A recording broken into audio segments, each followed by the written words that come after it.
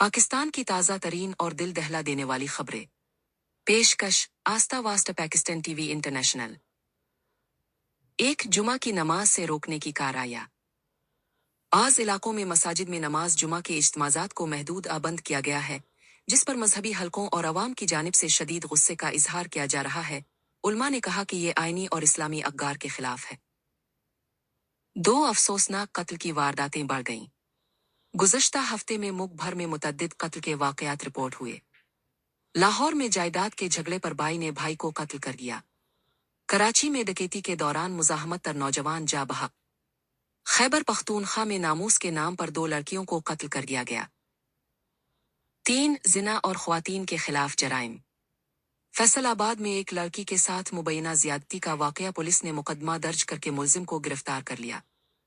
सिंध के मुख्तलिफ देहाती इलाकों में कम उम्र लड़कियों की शादियों और जिनसी इस्तेहसाल के वाक़यात पर इंसानी हुकूक की तंजीमें मुतहर्रिक।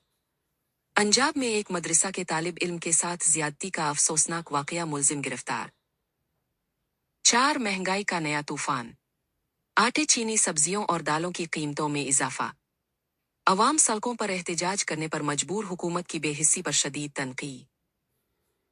5 तालीमी इदारे बंद और एहतजाज। मुख्तलिफ शहरों में एहतजाजी मुजाहरों और मौसमी हालात की बना पर स्कूल कॉलेज बंद कर दिए गए। आखिर में पैगाम। ये खबरें हमें एक बार फिर ये सोचने पर मजबूर करती हैं कि बहैसियत कौम हमें कहाँ जाना है। क्या हम सिर्फ खबरें सुनकर आगे बढ़ जाएंगे या हालात को बेहतर बनाने की अमली कोशिश करेंगे?